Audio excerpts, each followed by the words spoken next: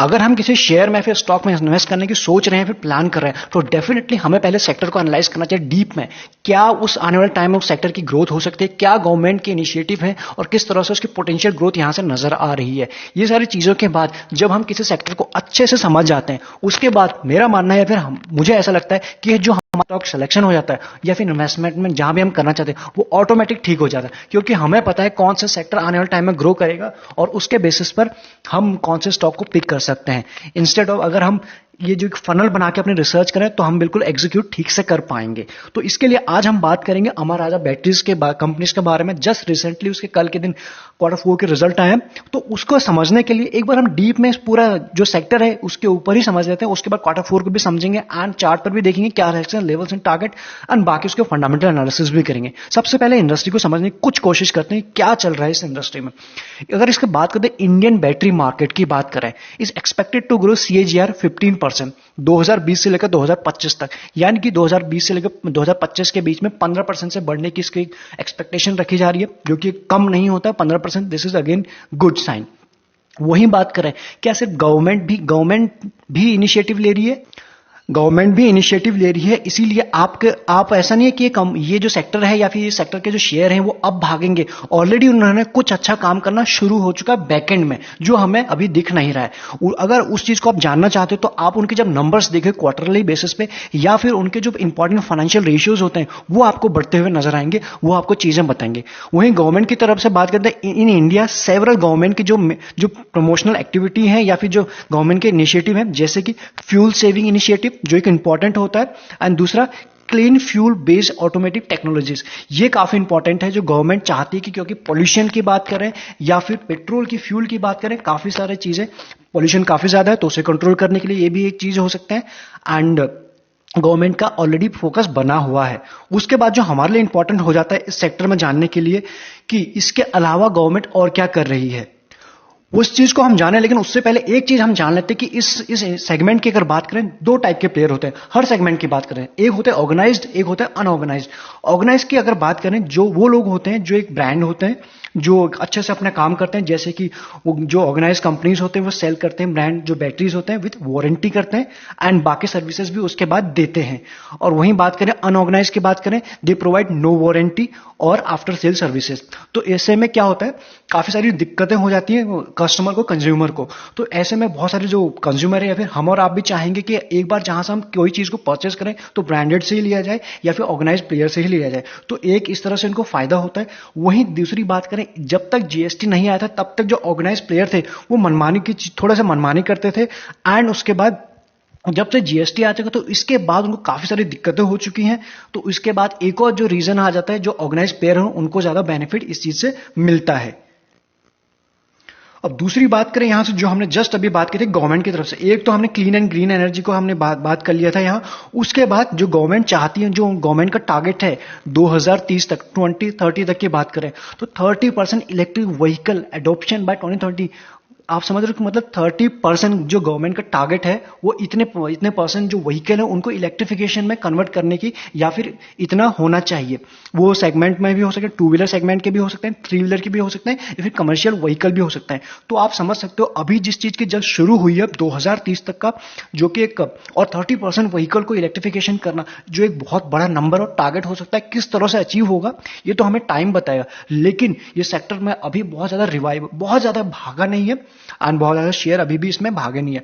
तो यहां से एक अपॉर्चुनिटी दिख रही है for the long to mid term के लिए। एटलीस्ट यहां से जो गवर्नमेंट के साथ ही कोई बिजनेस अगर लाइन में चले, तो एटलीस्ट उस प्लेयर को भी और उसके जो बिजनेस है उनको डेफिनेटली फायदा होता है। इसका एक लाइव एग्जांपल हमारे सामने सभी के पास है, अडानी ग्रुप के जितने भी बिजनेसेस होते हैं वो गवर्नमेंट के साथ लिंक्ड होते हैं, इसीलिए आपने उनके प्रॉफिट देखा होगा, या फिर जिस तरह से उनके शेयर भागे होते हैं वो आपको काफी चीजें बता देती है वहां से।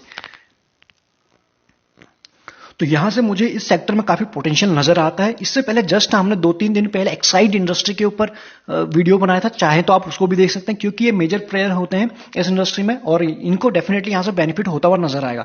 अब बात करते हैं क्विक में, इसके जो रिजल्ट आए Q4 के वो कैसे रहे, क्योंकि वो हमें कुछ चीजें आने वाले टाइम के लिए कुछ इंडिकेशन दे सकती है यहां से।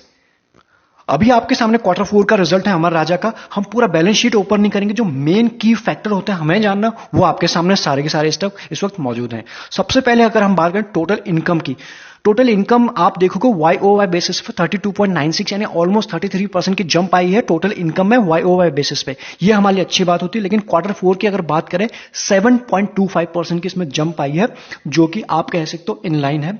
अच्छा ये है, बहुत ज्यादा अच्छा नहीं है, लेकिन आप इनलाइन कह सकते हो। दूसरे हमारे लिए इंपॉर्टेंट होता है ऑपरेटिंग प्रॉफिट।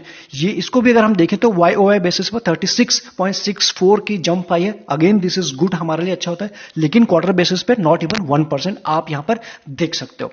अब हमारे लिए सबसे इंपॉर्टेंट हो जाता है, सब कुछ होने के बावजूद कंपनी के पास जो नेट प्रॉफिट है वो कैसा रहा। वो आप देखोगे ऑलमोस्ट 38% की YoY बेसिस पे जंप हुई है। लेकिन क्वार्टर बेसिस पे जो नेट प्रॉफिट है -2.23 का डिप आया है। अब यहां पे तो डिप आया हुआ है जैसा हमें दिख रहा है, लेकिन अगर क्वार्टर नेट प्रॉफिट डिप करता है या फिर अप्रिशिएट होता है तो हमें दिखता है जो उसका ईपीएस है वो भी फ्लैक्चुएट होता है। तो पिछले साल समहाउ 11.34 के आसपास था, अभी हो चुका है 11। जैसा हमने देखा बहुत बड़ी डिप नहीं है, तो इसीलिए ईपीएस भी बहुत बड़ा डिप नहीं हुआ है।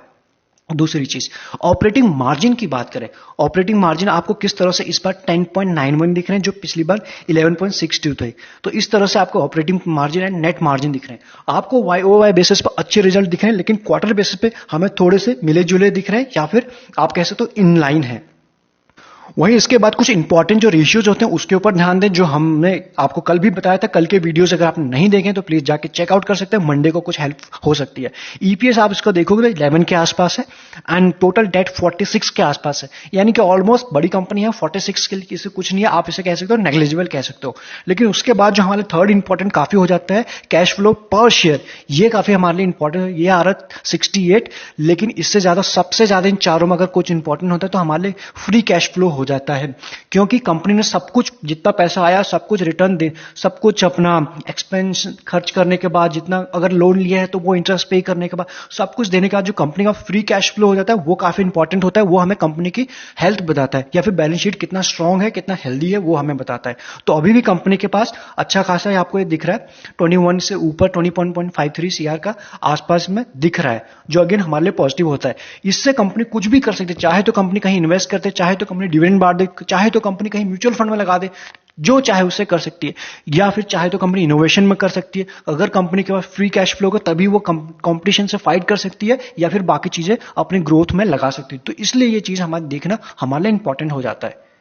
वहीं इसके कुछ इंपॉर्टेंट पैरामीटर के ऊपर ध्यान दें। अगर सेल्स ग्रोथ के आप देखोगे 5 और 3 साल में 10 और 8% के आसपास थी। पिछले एक साल में इसमें बिल्कुल आपको फ्लैट नजर आ रहा है, कोई बहुत बड़ी सेल्स में यहां पे आई नहीं है। ये साल ही कुछ ऐसा था, लेकिन ऐसा उम्मीद की जा रही है यहां से कि आने वाले टाइम में डेफिनेटली यहां से कुछ हमें जंप नजर आ सकती है। वहीं प्रॉफिट की बात करें, प्रॉफिट ग्रोथ आपको बहुत अच्छी यहां पे बढ़ते हुए नजर आ रही है एक साल में। ये आपको यहां देख सकते हो, पिछले 5 और 3 साल से आप कंपेयर करेंगे तो आपको काफी बड़े हुए नंबर यहां पे आ रहे हैं। वहीं डेट टू इक्विटी रेशियो हमने देखा थोड़ा सा डेट था, अगर उसको इक्विटी और डेट के रेशियो फॉर्म में देखें तो 0.01 है, ऑलमोस्ट दिस इज नेग्लिजिबल। ये बहुत बड़ी बात हमारे लिए होती नहीं है। इस सब के बाद हमारे लिए इंपॉर्टेंट होता है शेयर होल्डिंग पैटर्न के बारे में, क्योंकि ये भी उतना ही इंपॉर्टेंट है कि जितना बाकी पैरामीटर। पब्लिक के पास आप देखोगे सबसे ज्यादा है 37 के आसपास है, प्रमोटर के पास 28 के आसपास है, और बाकी एफआईएस के पास 21 एंड डीआईएस के पास 12 के आसपास है। इससे भी ज्यादा हमारे लिए इंपॉर्टेंट हो जाता है, प्रमोटर के पास 28 तो है, क्या उनमें से कुछ प्लेज है, क्योंकि प्लेज बहुत डरावना होता है, बहुत खतरनाक हो जाता है कभी कभी। आप यहां देख सकते हो मार्च में, पिछले मार्च में कंपनी के पास प्लेस था ऑलमोस्ट 6% के आसपास, लेकिन कंपनी ने उसको पूरा क्लियर कर दिया। अभी कोई भी चीज है नहीं, जो एक इंपॉर्टेंट होता है। प्लेज का मतलब गिरवी होता है। किसी भी तरह के प्रमोटर ने अपने शेयरिंग गिरवी तो नहीं रखे, गिरवी रख के लोन तो नहीं उठाया और लोन के कहीं और तो नहीं लगा दिया। उसके बाद जब वो चीजें होंगी तो उसमें शेयर प्राइस में काफी इफेक्ट पड़ सकता है आने वाले टाइम में। हमने शेयर होल्डिंग पैटर्न में देखा था कि जो डीआईएस के पास हैं वो अराउंड 12% के आसपास हैं, और वो कौन से डीआईएस जिन्होंने इस कंपनी के ऊपर इन्वेस्ट किया है वो आपको यहां पर दिख सकता है। आईसीआईसी प्रूडेंशियल ने इन्होंने इन्वेस्ट किया है, टाटा मिड कैप ने किया है, कोटक ने किया है, यूटीआई फ्लेक्सी ने किया है, LNT mid cap and Edelweiss ने किया है। तो आपको क्लियरली यहां देख सकते हो किस परसेंटेज में इन्होंने इन्वेस्ट किया हुआ है। हमने शेयर होल्डिंग पैटर्न देखा, लेकिन ओवरऑल बेसिस पे देखा। लेकिन सिर्फ 2020 की बात करें, किसने बेचा किसने खरीदा वो देखना अगर हमारे लिए इंपॉर्टेंट होगा तो प्रमोटर ने अपनी होल्डिंग है उसको इंटैक्ट रखी है, जो एक ठीक बात है। और लेकिन एफआईएस के पास आप देखोगे जून में 19 के आसपास था, अभी उनके पास लगभग अराउंड 21 से प्लस में है, यानी कि धीरे धीरे वो अपना माल को इसमें खरीदते जा रहे हैं। वो यहां से बुलिश आपको नजर दिख रहे हैं। लेकिन डीआईएस की बात करें 13 के आसपास था और 12.64, यानी बहुत ज्यादा गिरावट नहीं, उन्होंने हल्की फुल्की इसमें प्रॉफिट बुकिंग जरूर की है। ये कंपनी एक ओईएम है, यानी जिसे बोलते हैं ओरिजिनल इक्विपमेंट मैन्युफैक्चरर। ये कंपनी उन बाकी कंपनीज के लिए बैटरीज बनाती हैं और उसके बाद बाकी कंपनीज उसको अपने ब्रांड के साथ बेचते हैं। तो जो ओरिजिनल मैन्युफैक्चरर रहते हैं वो इन कंपनीज को कहा जाता है। ये कंपनी सिर्फ बनाती ही नहीं है, बाकी एक्सपोर्ट भी करती है। आप यहाँ देख सकते हो, the companies industrial and automatic batteries are exported. आप यहां देखो 32 कंट्रीज में, तो अक्रॉस द ग्लोब। तो आप यहां समझ सकते हो कि सिर्फ बना के यहीं नहीं रखती है, बाकी एक्सपोर्टर भी है। अब इसके बाद जल्दी से अगर इसके 2018 से लेकर 2021 तक का किस तरह से इस कंपनी ने परफॉर्म किया, अगर आपको यहां दिखाने की कोशिश करें तो आप देखोगे सेल भी आपको बढ़ते हुए नजर आएगी। 18 से लेकर 6000 से ऊपर है, फिर उसका 6700, उसका 6800, अभी 2021 की बात करें 7000 प्लस है। सेल्स बढ़ी है। वही नेट प्रॉफिट की अगर भी हम बात करें 471, उसके बाद 483, फिर 661 एंड उसके बाद 647 के आसपास आया है। तो आपको कंपनी ने अच्छा परफॉर्म करके दिखाया है आने वाले टाइम में। हम इससे भी ज्यादा उम्मीद कर सकते हैं इस कंपनी से कि ये नंबर हमें और भी ज्यादा बढ़ सकते हैं।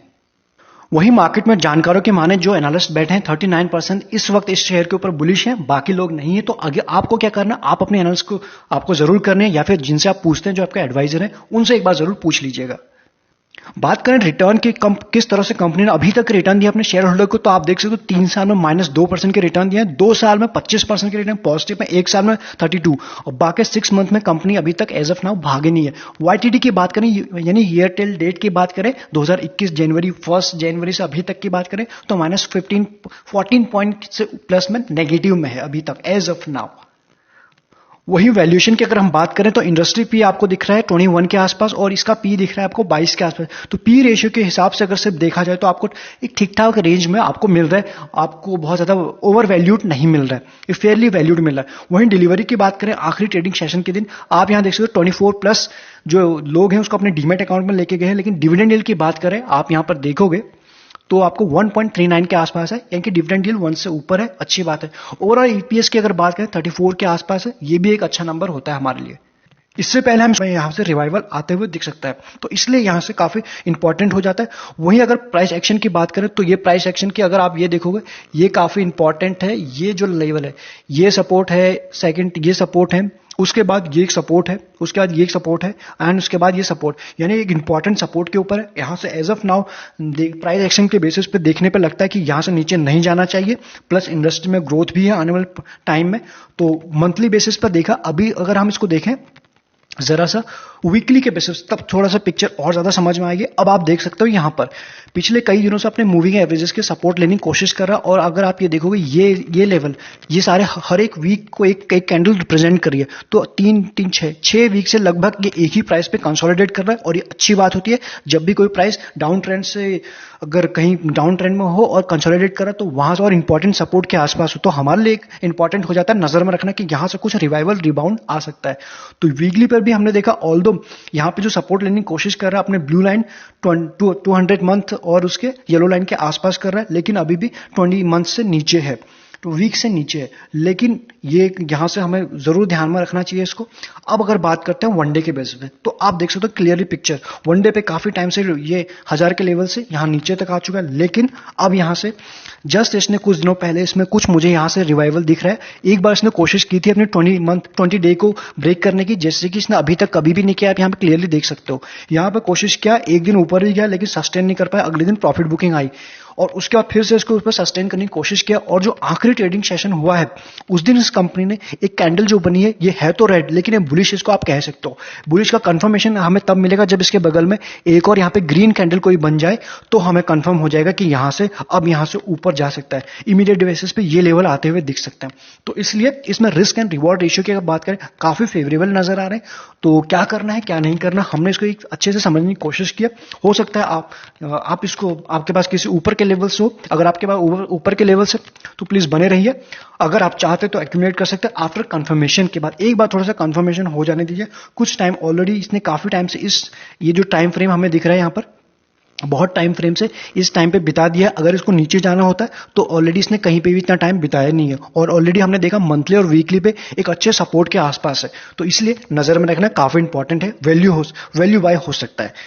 चलिए, काफी बातें कर ली हैं हम शेयर के बारे में। अगर आपको ये वीडियो पसंद आता हो तो लाइक करे बिना नहीं जाइए, क्योंकि एक वीडियो बनाने में हमें जरा मेहनत जरूर लगती है। अगर आप चाहें तो अगर आपका एक लाइक मिल जाता है या फिर एक आपका एक शेयर मिल जाता है तो डेफिनेटली हमें मोटिवेट करता है नेक्स्ट वीडियो बनाने के लिए। अदरवाइज आप चैनल को सब्सक्राइब कर सकते हो फॉर रेगुलर अपडेट्स के लिए। मिलते हैं नेक्स्ट वीडियो में। Till the time happy investing and thank you so much.